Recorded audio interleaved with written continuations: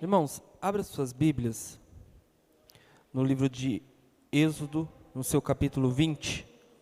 Diz assim a palavra do Senhor.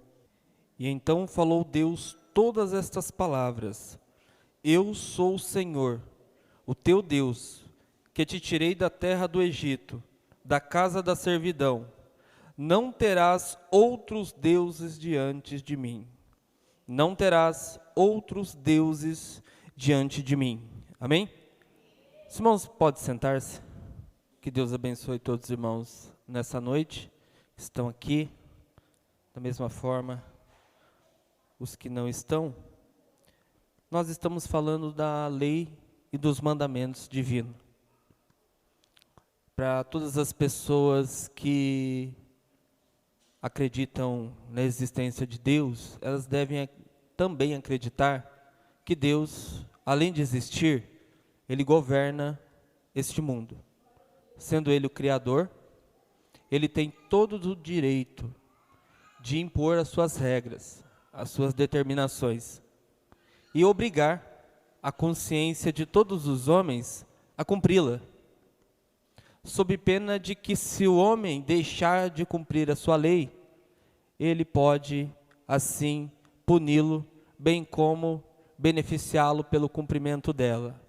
Quando nós olhamos para a palavra de Deus, desde Gênesis até Apocalipse, o que nós mais vemos são leis, são regras a se cumprir e a obedecer. Isso é parte da fé e deve ser observada com muita rigorosidade, porque a expressão mais perfeita da fé, digo entre os homens, é a manifestação da perfeita vontade de Deus.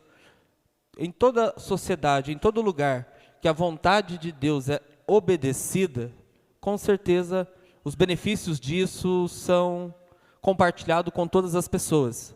Mas aonde você for e existir pessoas que não obedecem leis, não obedecem regras, não se impõem, não se submetem àquilo que está sendo posto, é um lugar onde a desordem impera, e aonde há desordem não há a bênção de Deus. Então, a observação da palavra de Deus, ela é fundamental. E até aqui nós fizemos uma breve introdução. As palavras que eu disse até aqui foram afirmando que existe uma lei, que essa lei ela está diretamente ligada ao caráter de Deus.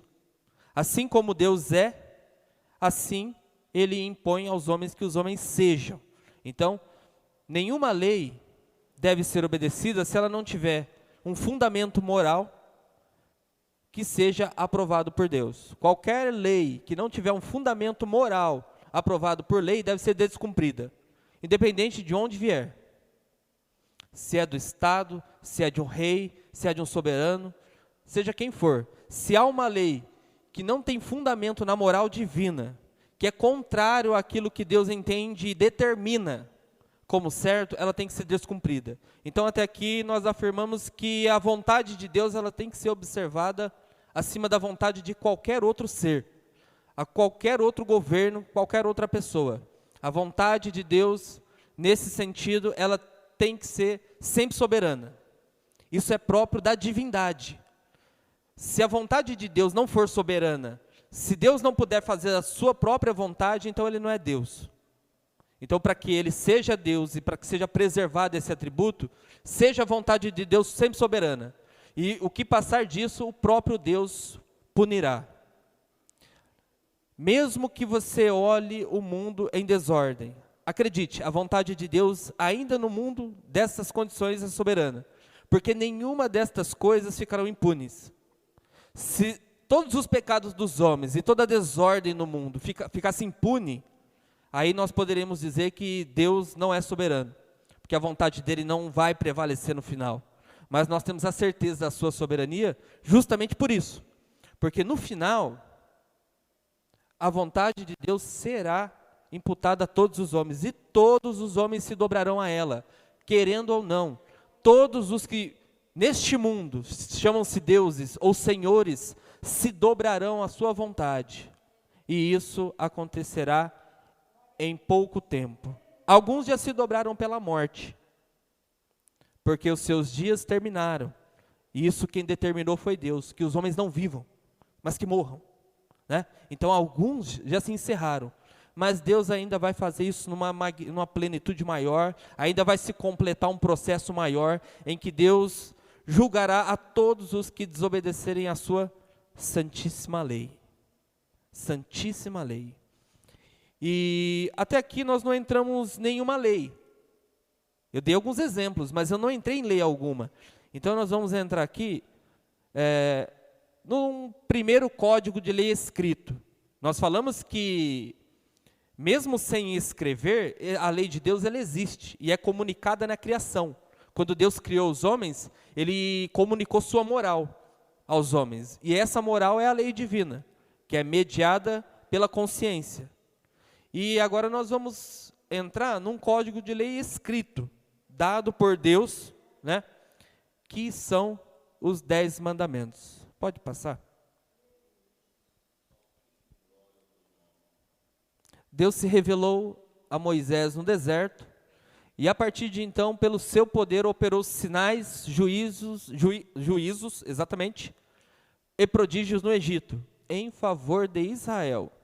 Ele também operou maravilhas no deserto, sustentando este povo. E por fim, ele deu a Moisés no monte sua suprema lei, antecedidas pelas seguintes palavras: Eu sou o Senhor, o teu Deus, que te tirei da escravidão do Egito. Essas são as primeiras palavras que antecedem a entrega do primeiro mandamento, da primeira lei escrita. Está aqui. Essas palavras são importantes. O eu sou é uma afirmação de existência que Deus dá de si mesmo. Eu sou, eu existo por mim mesmo. Eu sou o que sou. Eu existo como existo. Eu sou como eu sou. Essa autoafirmação é algo que Deus dá a Moisés ao se apresentar, indiretamente, porque até então Deus não revelou o seu nome.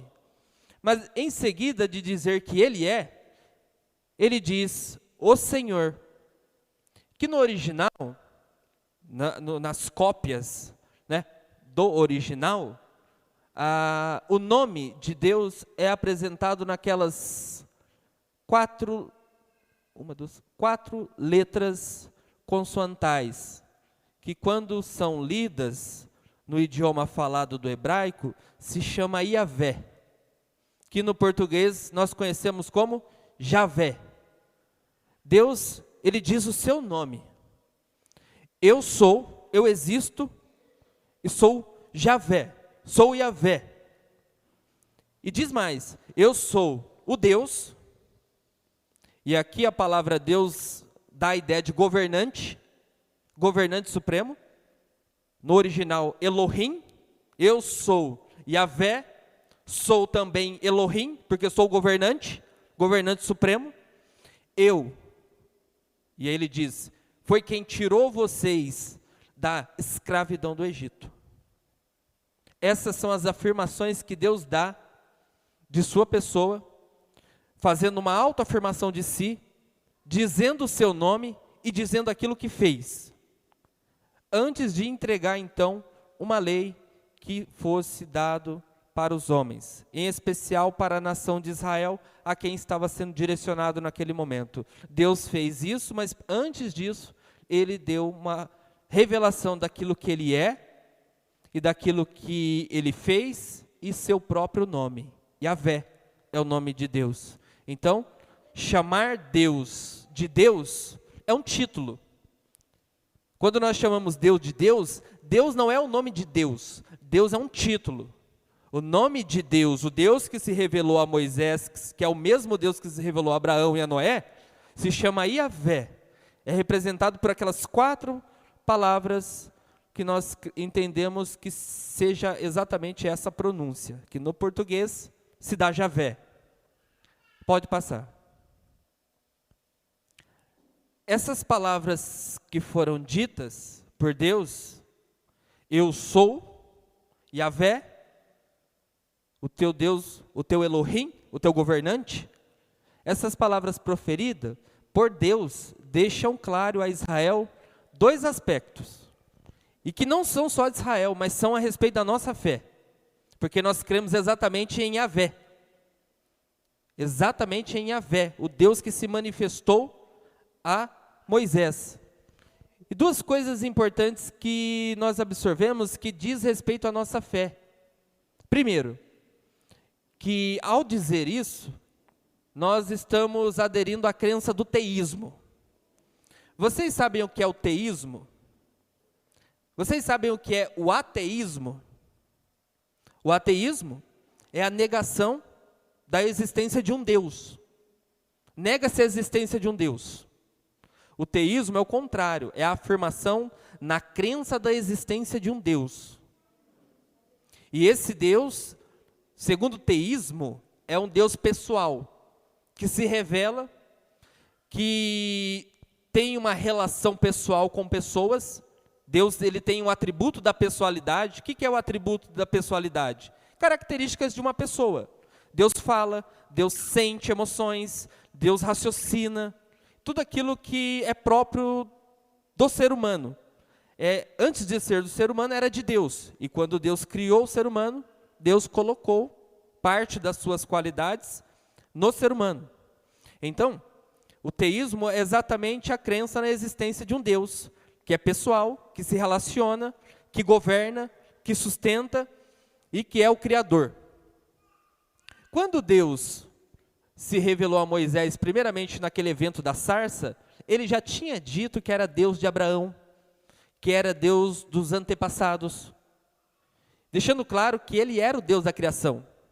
E aqui, neste momento, ele está dizendo que, como que se justificaria o teísmo nesse sentido? Ele está dizendo que eu me relacionei com você, Moisés, eu tirei Israel da terra do Egito, por meio do meu governo, providenciei aquilo que era necessário para Israel, enquanto Israel estava no deserto.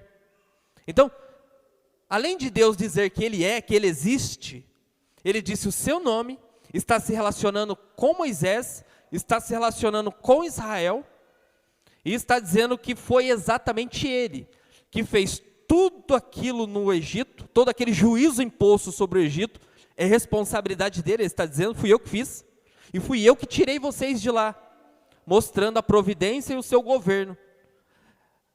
Moisés e Israel estava sobre a situação de escravidão pelo Deus do Egito, que era o faraó, mas Deus se manifestou e foi, pela sua soberana vontade, tirou eles de lá, simples assim. E como isso se deu? Nós temos aqui todos esses eventos no livro de Êxodo. A questão é, Deus está se revelando, está dizendo o seu nome, está se autoafirmando como ele é, e ainda assim está dando a tua graça, a tua misericórdia, o teu amor para um bom relacionamento com o povo. Então são essas as palavras que estão antecedendo o que Deus vai fazer em seguida, que é entregar a sua lei. O segundo ponto aqui, que nós aprendemos com as afirmações de Deus, é o monoteísmo.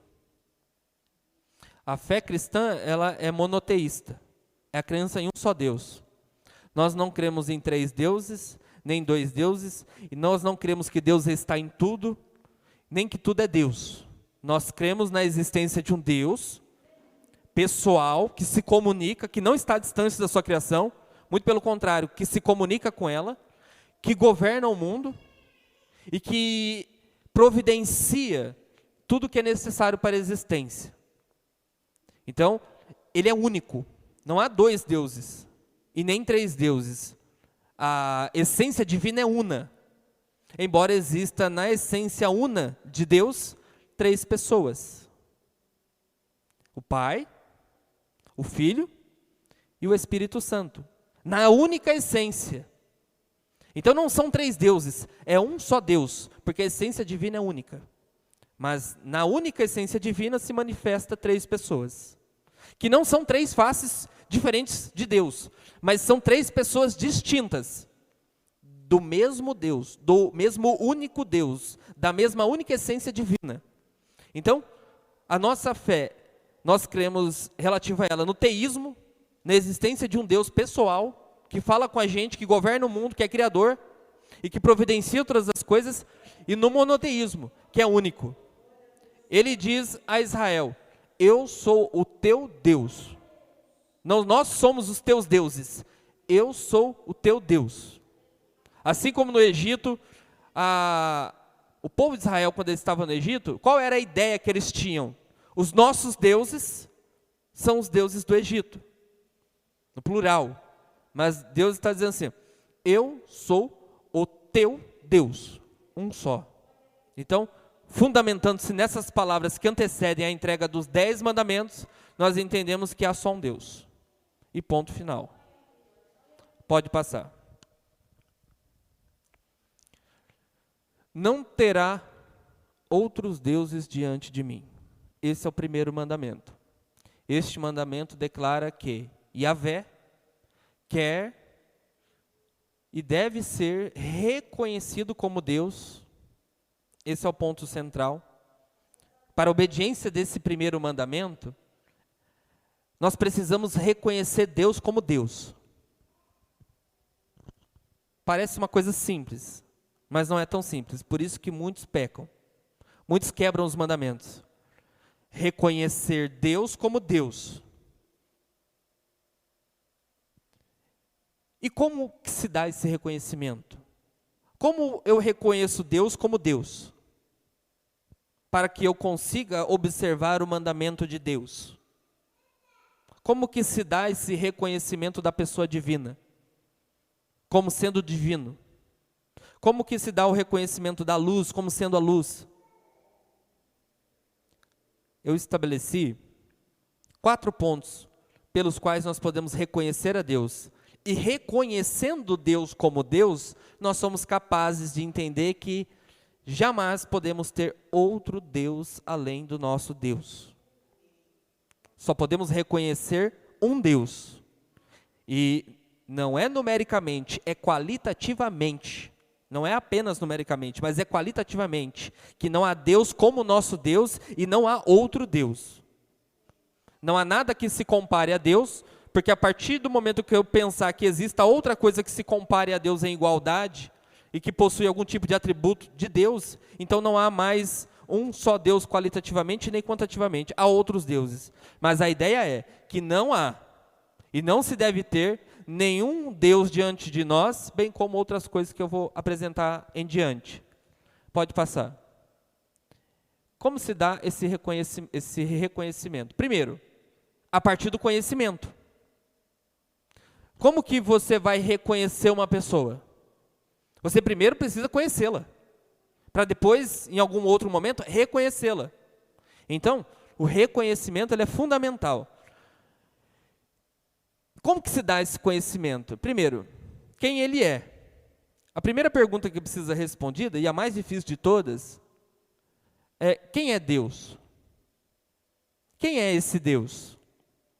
E nós não podemos dizer exatamente quem ele é, senão dizendo aquilo que ele faz. Quando nós dizemos aquilo que ele faz, automaticamente nós estamos apresentando quem ele é. Porque ninguém é capaz de dizer o que é Deus, ou quem é Deus. Você já parou para refletir nisso? Por um momento, pare você e pense agora. Vamos fazer um exercício. Quem é Deus? Quem é Deus? Quem pode me dizer quem é Deus? Quem quer arriscar dizer quem é Deus? Criação é aquilo que ele faz, não aquilo que ele é.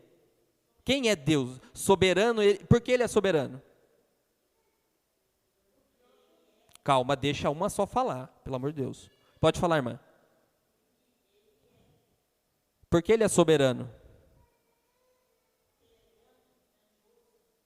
Por que ele é grandioso? Em que se fundamenta a grandiosidade divina? Exatamente, por aquilo que ele faz. Todas as respostas vão cair na mesma situação. Nós não somos capazes de dizer o que Deus é. Por isso nós sempre vamos falar aquilo que Ele faz. Quando você diz que Deus é grandioso, eu te pergunto por quê? E você me responde, pelas suas obras. Nós caímos sempre nesse mesmo caminho. Não dá para dizer o que Deus é. Por isso que o título é empregado a Deus, como o supremo governante. É um título. Mas nós não podemos falar sem saber exatamente quem Ele é. E para não correr o risco de reconhecer outros deuses além dele, e ter outros deuses além dele, nós temos que conhecer quem Ele é. E para conhecer quem Ele é, nós vamos procurar saber aquilo que Ele faz. Isso implica em conhecer os atributos. Nós precisamos reconhecer os atributos divinos, suas qualidades. Quais são os atributos divinos? Quais são as qualidades de Deus? Qualidades que são próprias dele. A sua onipotência, a sua onipresença, a sua onisciência, o seu amor, a sua bondade. Todos isso são qualidades específicas de Deus. Algumas nós também participamos, porque Deus assim o quis, colocou em nós, e outras são próprias dele. A sua sabedoria é própria dele. De onde se fundamenta a sabedoria de Deus? Nele mesmo. E onde está o fundamento do amor de Deus? Fora de Deus? Óbvio que não. Em Deus, na essência de Deus. No que se fundamenta, de onde vem todo esse poder de Deus? De fora de Deus? Não, do próprio Deus. Então, você vai conhecendo os atributos de Deus e entendendo que não há nenhum outro ser igual a Ele. E aí você começa a conhecê-lo. É a mesma coisa de você olhar as qualidades do Paulo. Você olhar a estatura dele, o corpo dele, você falar com ele, você conhecê-lo, você ver o rosto dele, o semblante dele. Tudo isso você vai conhecer o Paulo. Então, em 1000 pessoas, se você passar pelo Paulo, você vai reconhecê-lo. É mais ou menos, é um pouco grosseiro, mas é mais ou menos uma forma de te expressar a importância de quando você vai conhecendo os atributos de Deus e as qualidades de Deus, você vai ver que não há entre os homens alguém semelhante a Ele. E não há em nenhum outro lugar, em nenhuma outra crença, algo parecido, com tamanhas qualidades e perfeições. Então, para que você não reconheça outro Deus além de Deus, e para que você não busque outro Deus além de Deus, você precisa conhecer este Deus. E se uma vez você conhecer de verdade este Deus, você vai ver, não é que não tem outro Deus igual, mas que não existe. Não existe possibilidade de existir qualquer coisa fora dele, que seja pelo menos perto daquilo que ele é. Ele é perfeito. E conhecendo, você vai estar reconhecendo que não há outro Deus além dele e, em seguida, não terá jamais outro Deus além dele. Reconhecendo as suas obras criativas. Quais são as obras criativas de Deus? A humanidade, os animais, a flora, né, os conjuntos de árvores, mares, luas, estrelas e tudo mais. Tudo isso aí denota a atividade criativa de Deus. Deus criou. Então, quando você olha o objeto criado, evidentemente implica na ideia da existência de um Criador. Porque aquilo que está criado não veio do nada. Ele precisa, no mínimo, da existência de um Criador. E nós cremos no teísmo exatamente por causa disso. Porque nós acreditamos que tudo que existe veio a partir de um Criador, que é Deus, Supremo Criador. Conhecer a obra sustentadora de Deus, nós sabemos que, embora existam leis naturais que nos concedam chuva e nos concedam ar e coisas do tipo, nós sabemos que tudo isso tem início em Deus, no desígnio de Deus, na vontade de Deus. Então nós sabemos que todos os benefícios se dão se dão pela graça divina, se dão pelo favor divino, se dão pelas mãos de Deus. Então nós sabemos que é esse Deus, é esse Yahvé que se manifestou e se apresentou a Moisés, é ele que sustenta o mundo criado, porque foi ele que o criou. Então, também nós podemos conhecer a sua relação com as criaturas racionais, em especial com o seu povo. Para conhecer ainda mais, nós temos aqui os eventos bíblicos, e nós vemos, por exemplo, o que ele fez com Noé. Ele condenou o mundo nos dias de Noé, e imputou um duro juízo sobre o mundo. Matou a todos os seus habitantes, mas preservou Noé, e se relacionou com Noé, e fez uma aliança com Noé. E em seguida, ele também fez uma aliança com Abraão, chamando Abraão, beneficiando Abraão, dando-lhe um filho na sua velhice, e desse filho lhe vem toda a sua posterioridade, e da posterioridade de Abraão veio aquele a quem ele ergueu, né, com a sua própria mão, que era o seu próprio filho, que veio para salvar a humanidade. Então, por meio do conhecimento da palavra de Deus, nós conhecemos a Deus. E fora da palavra de Deus, nós temos alguns relampejos da revelação divina, mas com toda a precisão e com toda a perfeição não achamos senão nas Escrituras. Por que outras pessoas acabam mudando de religião? Não conheceram a Deus. E eu não estou falando só de conhecimento escrito, não. É evidente. Porque o conhecimento escrito é uma faceta. É uma face do conhecimento só. Existe também o conhecimento relacional. E existe o conhecimento que está implícito em nós. O fato de nós nos curvarmos para a existência de um ser que está acima de nós. Então, são várias faces da mesma coisa, o conhecimento. E tudo vem de Deus, e tudo provém de Deus. Então, uma pessoa que, às vezes, está na fé, ela não conhece a Deus, ela está suscetível a quebrar o primeiro mandamento. Ela vai buscar uma outra crença, um outro Deus, uma outra religião, porque não conheceu o Deus verdadeiro. Pode passar. O segundo ponto, para que nós não tenhamos outros deuses diante de nós, fé. Devemos basicamente crer que Deus existe e que Ele é o que declara ser. A fé é isso. Primeiro, nós temos que crer que Deus existe. Você acha que é mais fácil crer na existência de um Deus ou negar a existência de um Deus? Crer na existência de um Deus é mais fácil. Negar a existência de Deus, existe um enorme esforço contínuo, para sempre, enquanto existir. Porque tudo ao nosso redor, toda a realidade, além da nossa consciência, em todos os momentos, está nos falando da existência de um Deus. Quer ver um simples exemplo? É você fazer alguma coisa errada. Tua consciência te culpa. Basicamente isso. Isso em si, a culpa da consciência já está impondo sobre você uma obrigação. E essa obrigação é imposta por alguém que te obrigou. Você chega a Deus. Existem ainda outros argumentos para explicar a existência de Deus, do ponto de vista filosófico. Mas isso é para outra hora. Inclusive, nós já tivemos isso na escola dominical e o pastor deu essa aula. Não estamos falando nada de novo.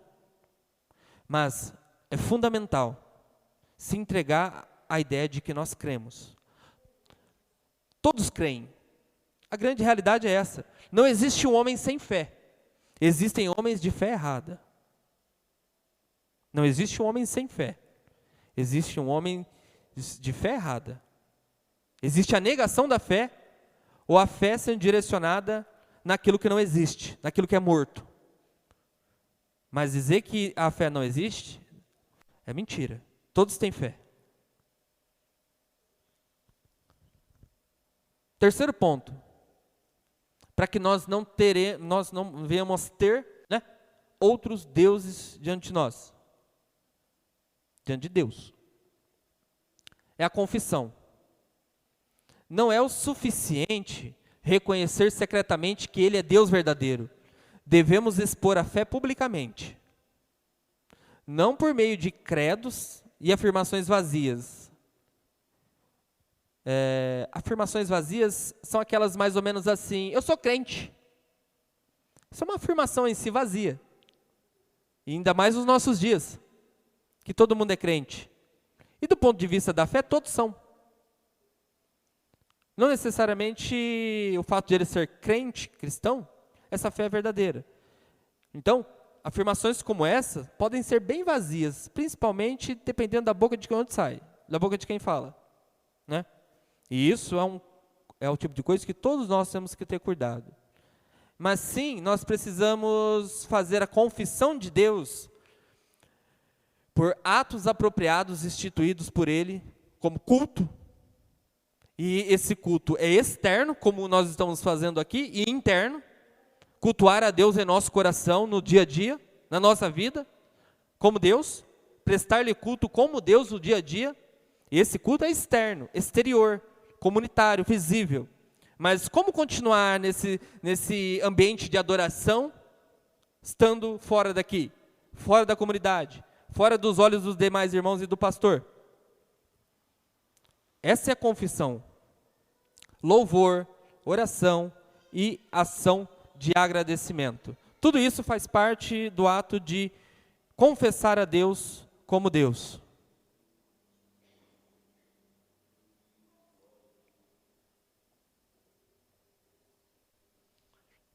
Veja que isso é importante, porque isso que eu estou dizendo é parte da estrutura do mandamento. Quando você não confessa Deus como Deus, automaticamente você terá outros deuses diante de você. Se você não confessa o Deus verdadeiro, você terá um Deus falso. Basicamente o jogo é isso. Pode passar. Sua prerrogativa de legislador supremo deve ser reconhecida. E isso nos envolve em um senso de presença. Quando nós reconhecemos que Deus é o nosso único Deus, nós sentimos que estamos sempre na sua presença. Deus está sempre perto de nós. Isso é fato. E a questão é, Deus está ao nosso lado, e o que isso imputa sobre nós? O que isso impõe sobre nós? Você tem coragem de mentir na frente de Deus? Será que nós temos coragem de mentir na frente de Deus, estando Deus sempre ao nosso lado? Será que nós temos coragem de cometer algum tipo de ato obsceno, estando Deus ao nosso lado?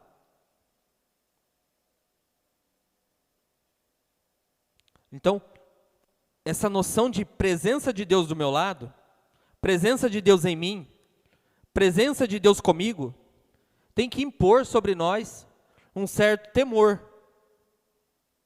Exatamente por causa disso. A presença do pastor perto de mim me faz eu me comportar de um jeito. É óbvio, eu quero mostrar para ele uma coisa que eu sou, ou às vezes que eu não sou. Mas e a presença de Deus perto de mim diante da ausência do pastor?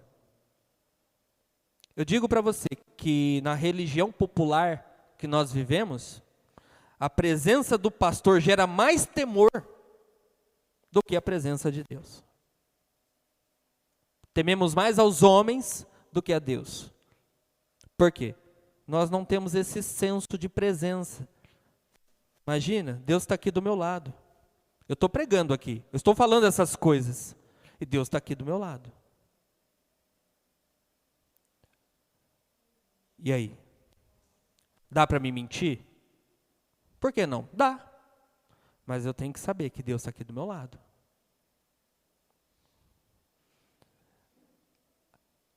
O senso de majestade. Deus é rei. Rei sobre nós. Se Deus não é rei sobre nós, então o outro é. Algum outro é. As Escrituras deixam muito claro isso, no Novo Testamento principalmente, que ninguém pode servir a dois senhores. Então, se Deus não é o Senhor que está sobre mim, Então é o outro. A outro. E nesse sentido, eu já quebrei o primeiro mandamento. Se Deus não é o Senhor que governa e coordena a minha vida por meio das suas leis, então eu estou debaixo de outro senhorio. Logo, eu estou debaixo de outro Deus. Ou daquilo que se chama Deus, ou que se apresenta como Deus. Basicamente, por não reconhecer a sua presença, por não reconhecer a sua majestade, simplesmente eu quebro o mandamento. A nossa dependência de Deus, nós precisamos ser dependentes de Deus, todo o tempo. Porque quando nós perdemos a dependência de Deus, evidentemente nós colocamos alguém no lugar de Deus. Porque o ser humano, isso é próprio do ser humano, ele foi criado ser dependente. Não foi criado ser autônomo. Até pela própria palavra, criado. Então não tem como. Autonomia, independência e coisas do tipo, o ser humano foi criado em dependência. Por isso que Deus, quando criou o ser humano, já concedeu a ele tudo aquilo que ele precisava para morar no jardim. Então ele não tinha essa independência, ele tinha a dependência de Deus, ele precisava daquilo que vem de Deus. Ele precisava exatamente de um lugar, ele precisava exatamente de um mundo. E Deus, antes de criar o homem, ele criou o mundo. Justamente, porque o homem depende do mundo. Sem o mundo, o homem existe aonde? O homem não existiria. Por isso o mundo veio primeiro. Depois, em seguida, veio o homem. Então, nós sempre seremos dependentes. Você já reparou na tua oração, quando você ajoelha para orar? Você agradece mais ou pede mais? Você pede mais. Agradecer é importante. E eu não estou dizendo que não. Mas pedir é parte da dependência do ser humano. Você pode tentar coordenar a sua mente para tentar melhorar a sua oração e dizer, Senhor, eu quero agradecer mais, mas você não vai conseguir. Você não vai conseguir. E isso não é pecado. A questão é que você é um ser dependente. E nós tínhamos, quando estávamos com Deus, ainda no Éden, nós tínhamos tudo dado por Deus, concedido por Deus. Todos os benefícios estavam à nossa disposição. Mas com o pecado e a separação de Deus, a nossa situação de dependência foi ao caos. Então, nós precisamos de Deus para a provisão diária, nós precisamos de Deus para intervir na saúde, nós precisamos de Deus para tudo.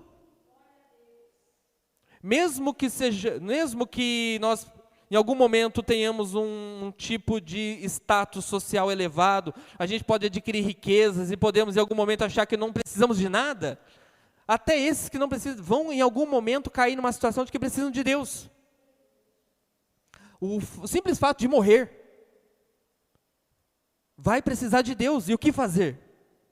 Porque a vida encerra, e sem Deus, então, o pedir é próprio da humanidade, porque Deus ele se revelou fazendo. Deus ele se revelou fazendo. Deus ele se revelou criando. Deus ele se revelou dando aos homens e suprindo as suas necessidades, orientando o homem como administrar aquilo que ele deu. E por isso esse senso de necessidade do homem é um cordão umbilical no Criador, que precisa daquilo que vem do Criador. Então, essa necessidade, esse senso de dependência, tem que estar em Deus. Quando você deixa de depender de Deus, naquilo que você sabe que só vem de Deus, você quebra o mandamento. Porque eu não preciso de Deus naquilo que eu sei que só Deus faz. Então eu preciso de outro. Eu preciso de outra pessoa. Querendo ou não, eu coloco outra pessoa para fazer aquilo que só Deus faria. É outro Deus. É por isso que a Bíblia apresenta o dinheiro também como um Deus. Justamente, porque o dinheiro confere muitas coisas que geralmente nós, no nosso senso de dependência, buscamos em Deus.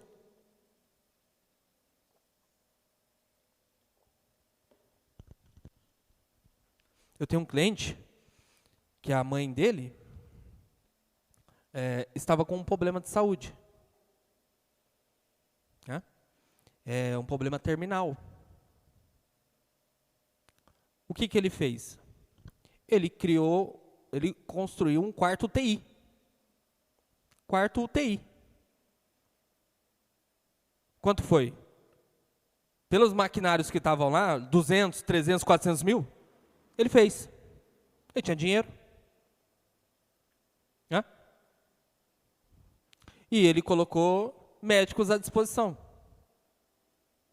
Até o dia que a mãe dele morreu. Isso prorrogou um tempo enorme de vida? Sim. Agora, se fosse um pobre, estava morto, morria antes. E não estou falando nada demais e nada fora da realidade. É a verdade. Só que aí, a questão é, a morte não é o fim. Né? E ele tinha uma crença, que nessa crença ele não podia buscar o mais importante, que é a vida eterna.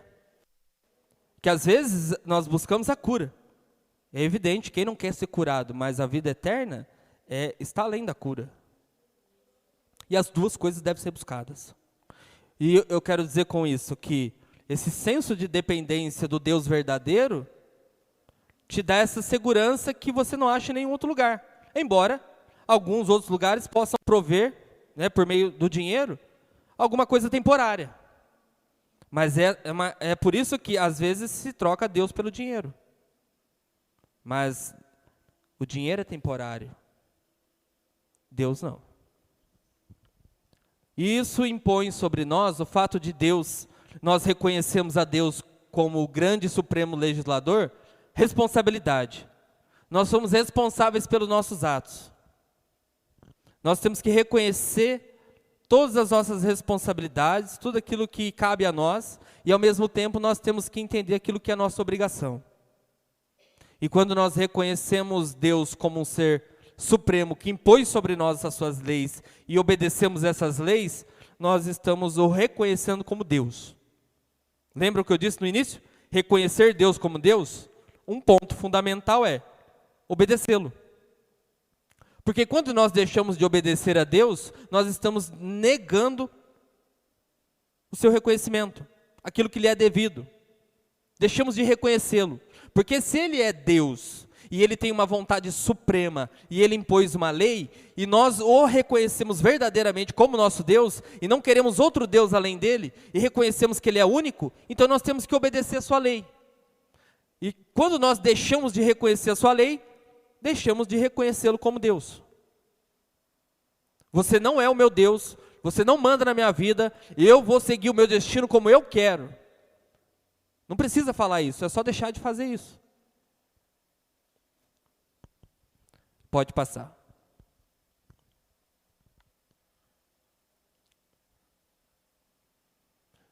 Negligenciar a obrigação de cumprir qualquer aspecto citado, desses que eu citei, já envolvem uma quebra indireta do mandamento. Ou mesmo, se eu reconhecer qualquer um dessas qualidades que eu falei até aqui, em outro ser, que não seja Deus, é pecado.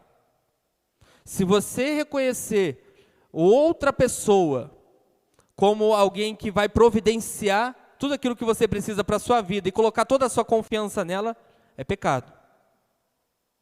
Porque esse senso só se deve ter diante de Deus.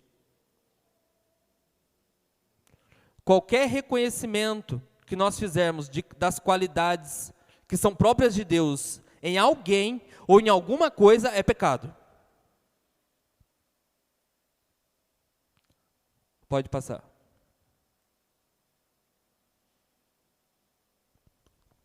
Este é o principal de todos os mandamentos, pois está diretamente ao fato de reconhecer a Deus como Deus e lhe dar toda a reverência devida.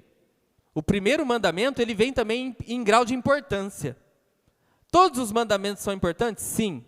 Mas em grau de importância, se você obedecer o primeiro, você vai obedecer todos. Basicamente é isso. Foi o que Jesus fez lá no Novo Testamento. Amar a Deus sobre todas as coisas. E isso cumpre todos os mandamentos. É exatamente o que o primeiro mandamento sugere. Se você reconhecer Deus como Deus, você vai cumprir todos os demais. Se você quebrar esse mandamento, você vai quebrar todos os demais.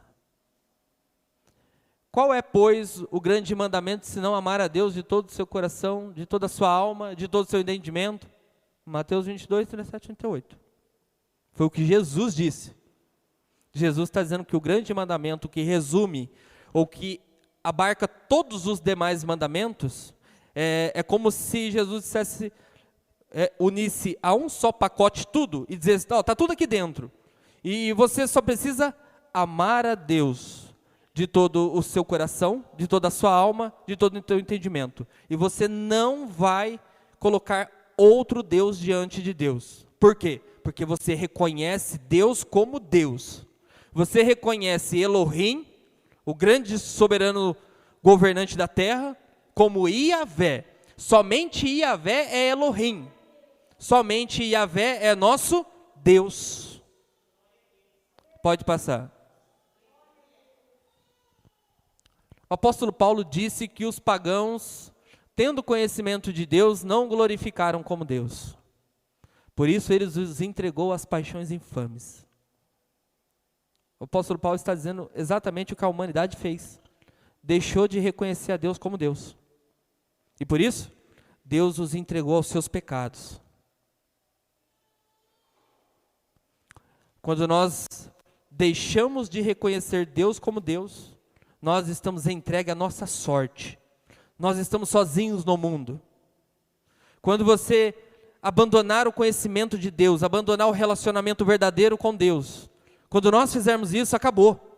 Acabou tudo. Se você abandonar Deus, acabou tudo. Acabou suas esperanças. E um homem sem esperança no mundo não tem por que viver. Porque o que nos move é a esperança. E a esperança verdadeira. A esperança que em Deus nós teremos a vida eterna com Ele. Essa é a esperança verdadeira. Porque o que se espera é exatamente o que se não vê. E o que se vê não se espera. E isso que nós temos ao redor, que nós podemos ver, pegar com a mão, se comunicar, isso é passageiro. Por isso que a nossa esperança está acima de tudo isso. Mas nós a contemplamos pela fé. Olhando para frente, conseguimos ver o destino triunfal que a igreja aguarda. E parte desse pressuposto, dessa premissa, dessa ideia básica. Eu tenho que reconhecer Deus como Deus. É isso que Deus está dizendo. É isso que Deus está pedindo. Pedindo do ponto de vista mais emocional da coisa, mas Ele está mandando.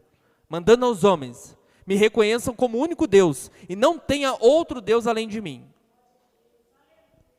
Pode passar. Estamos acabando. Junto a esse mandamento, nós temos alguns problemas. Do tipo, a invocação de santos e de anjos. Qualquer homenagem interna no coração.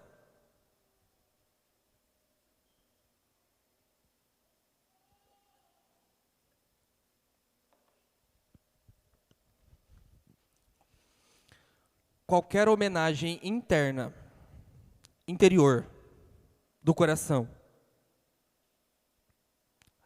dos pensamentos, da mente,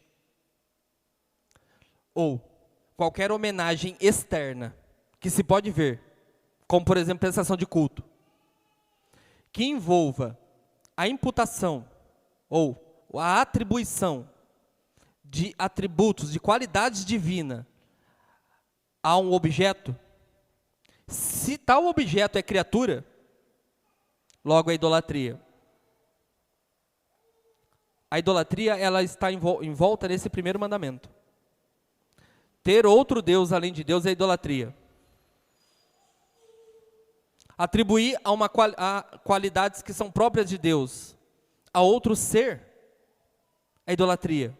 Porque se Deus possui determinadas qualidades e outro ser também possui, logo, a mesma forma que você adora essas qualidades em Deus, você também vai adorar naquele outro ser. Idolatria.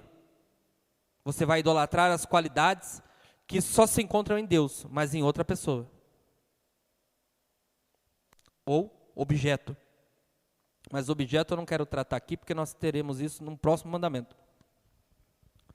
Se algo ou alguém se torna objeto dos seus afetos, dos seus sentimentos religiosos e da sua confiança providencial, isso incorre em idolatria. É por isso que às vezes nós idolatramos homens. Porque nós entregamos a nossa confiança aos homens. Maldito o homem que confia no homem, e preste atenção, e faz dele a sua força. Esse é o ponto central. Às vezes as pessoas citam maldito o homem que confia no homem. É óbvio. Mas a questão do mandamento não é confiar no homem, não é errado confiar no homem, não é maldição confiar em homens. A maldição está em fazer dele a sua força. Porque a nossa força vem de onde? Vem de Deus.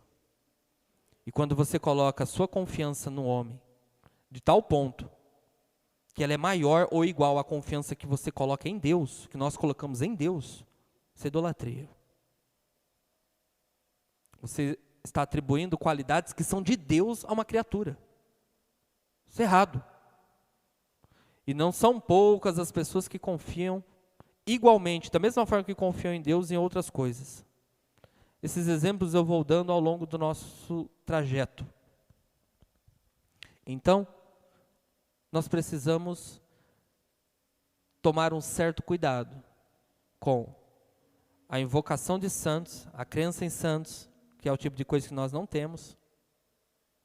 E santos são pessoas, são criaturas, eles não têm qualidades divinas, não são deuses, são homens, estão mortos. Me diga um santo sequer que esteja vivo. Mortos. Logo são homens, tiveram seu fim, assim como Deus o determinou. E isso, adorar a homens e adorar objetos, é idolatria. Bem como anjos, né? Nós temos, isso é um ponto muito delicado e muito importante. Os anjos estão abaixo, inclusive, dos homens. Os anjos estão abaixo, inclusive, dos homens. E a Bíblia nos revela que são conservos. Se nós somos servos de Deus, eles são ainda nossos servos. Ministros que trabalham pela vontade de Deus para servir aos homens, não deuses. Não se pode atribuir confiança em anjos. Lembra aquele paralítico? O senhor falou sobre isso essa semana, né? Que estava junto ao tanque. Onde foi?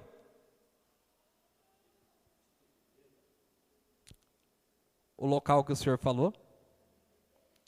O dia que o senhor falou isso foi lá na casa da irmã? Ah, foi, isso, exatamente. E o que ele estava esperando para ser curado? O anjo mover as águas. Uma crença vazia. Onde já se viu anjo mover águas? Óbvio. E quem estava ali? Deus. Deus encarnado, Jesus. E foi Deus encarnado que curou ele. E ele estava colocando a confiança e a esperança dele na atividade angelical, que era próprio daquele período. Era próprio daquele período.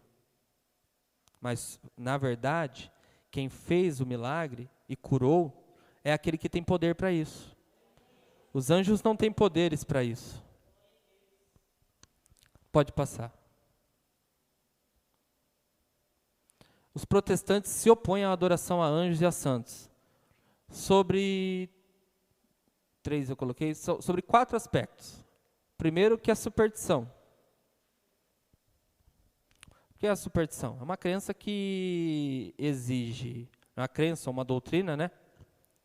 Que não tem uma comprovação racional. A superstição, ela inclusive está no meio da fé cristã. Tem gente ainda que não consegue deixar o chinelo desvirado, porque senão a mãe morre. Né? Então, os protestantes entendem essa questão de adoração a santos e a anjos nesse nível. Imagine, da mesma modo que se tem a crença em anjos e santos, ela está no nível da crença do chinelo virado. É vazia. Não há razão, não há raciocínio para isso. Como adorar a homens e como adorar a anjos. Se na Bíblia os anjos recusam a adoração, porque sabem que eles não podem tomar aquilo que é de Deus. Então a superstição é isso. É nesse nível que a gente leva. Tudo não passa de fraude e ilusão. Adorar a anjos e a santos, basicamente é fraude e ilusão. Invocar a santos, o apóstolo Paulo diz, é invocar demônio. Deus, ele é um fim em si mesmo. E é pecado buscar espiritualmente, fora dele, o que só ele pode fazer. Se você buscar por meio da oração, que seria uma forma de dialogar diretamente com Deus, você usar esse meio espiritual para buscar outra coisa, ou a outro ser, a outro Deus, você está incorrendo exatamente na quebra do primeiro mandamento. Vamos orar aos santos? Vamos pedir aos santos que intercedam por nós? Se nós temos acesso a Deus, por que falar com os santos, se estão mortos? Vamos pedir aos anjos, anjo, fale com Deus para mim, você que está aí do lado dele. Aí quando você terminar a oração, você levanta e desvira o chinelo para a mamãe não morrer. É esse o nível da coisa. Não tem raciocínio, não tem base racional. E a fé não é tiro no escuro, né? Salto no escuro. A fé ela é racional, porque a nossa fé ela se baseia no livro. Nós somos a religião do livro, porque ninguém conheceu a Deus senão por meio do livro, senão aqueles a quem Ele se revelou no passado. E nós conhecemos por meio do livro. Entende? Então, orar para anjo e orar para santo é chamar demônio. Orar para anjo e orar para santo é chamar demônio, porque Deus não atende. Nem os anjos, porque não podem, e muito menos os santos que estão mortos. Pode passar. Para a gente finalizar, outro ponto importante. A mãe do nosso Senhor é considerada bendita e a mais favorecida dentre as mulheres. É fato. Sua deificação, ou seja, o processo de tornar Maria, homem, ser humano, Deus, né? Ele foi se dando num processo lento.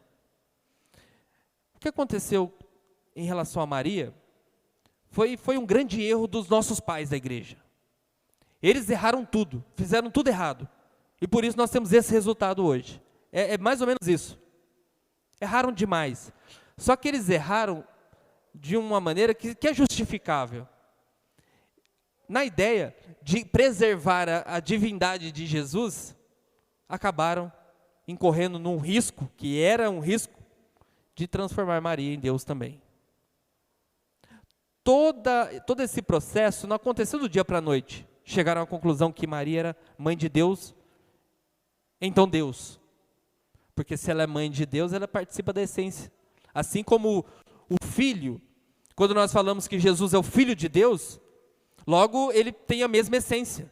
Se tem a mesma essência, se tem a mesma natureza, também é Deus. Isso se deu num processo longo. O primeiro ponto aqui foi a atribuição da perpétua virgindade, dizendo que Maria sempre foi virgem. Mas, na verdade, as tradições assinalam que Jesus tinha de 3 a 4 irmãos biológicos. E a negação, a deidificação, o processo de torná-la Deus, e aí então colocá-la, né, um outro Deus além de Deus, e é isso que acontece, a quebra do mandamento se dá quando você põe um outro Deus além dele. E esse processo ele foi se dando ao longo dos séculos, começando ali no primeiro século. E o primeiro problema foi isso, atribuir a ela a ideia de divindade perpétua, dizendo que os filhos que ela possuía, que eram irmãos de Jesus, na verdade, eram filhos da fé e não filhos biológicos. Mas nós temos argumentos históricos que defendem a existência de filhos biológicos, sim. Segundo ponto. Segundo passo foi dizer que o nascimento de Jesus foi sobrenatural. A geração de Jesus foi sobrenatural, foi pela ação do Espírito, mas o nascimento não. Jesus nasceu como toda criança nasce. Jesus saiu do lugar que toda criança sai. Qual o problema, Paulo? Então o nascimento de Jesus foi natural. Terceiro passo foi o credo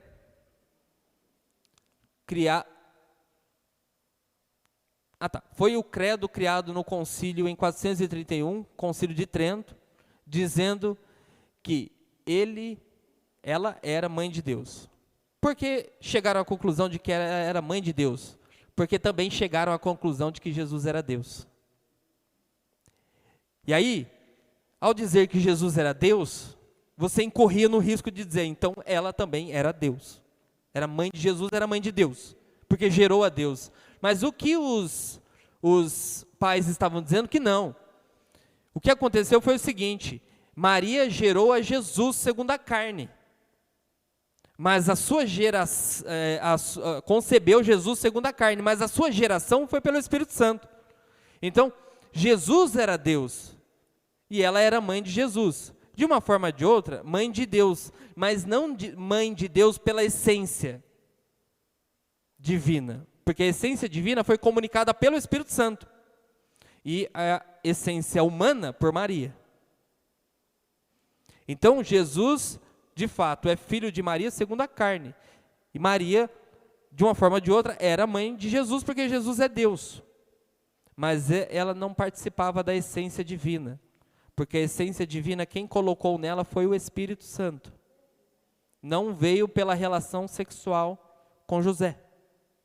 Veio pela geração do Espírito Santo, que colocou Jesus nela. Logo, a essência divina foi comunicada pela ação do Espírito. E Maria comunicou a essência humana. Mas o título Mãe de Deus foi atribuído a ela. E imagina, você vai pedir para o filho ou vai pedir para a mãe? Quem é maior, o filho ou a mãe? Do ponto de vista humano? A mãe. Está entendendo? A lógica popular é essa. Quem é maior, o pai ou a mãe? O pai. E a lógica é essa. Mas a mãe acabou tomando a preeminência do filho. Então, a Maria, ela foi atribuída a ela o status que ela não tinha. Quarto passo, lhe foram concedidas solenidades, lhe dedicaram igrejas que levaram seu nome, bem como lhe prestavam cultos. Pronto, criamos um Deus. Querendo ou não, a igreja construiu um Deus. Os erros dos nossos pais, ao combater as heresias presentes dentro da igreja e fora da igreja, foi construir um outro Deus. Mas são erros que foram, infelizmente, necessários devido aos críticos da fé. Conseguimos preservar, nossos pais conseguiram preservar a pessoa de Jesus, conseguiram defender e dizer que Jesus era Deus e essa mensagem chegou até nós, conseguiram registrar todo o conteúdo bíblico e nos comunicar? Sim, fizeram grandes coisas, mas ao mesmo tempo cometeram grandes erros. E aqui está um erro. Quem criou a Maria foi a igreja. Quem tornou-la, Deus, foi a igreja. Em meio aos seus embates. Então, irmãos, esse foi o nosso primeiro mandamento. E qual é o ponto central que eu deixo para vocês aqui, para mim parar? reconheça Deus como Deus. E você jamais terá outro Deus além de Yahvé. Amém? Uma salva de palmas para Jesus.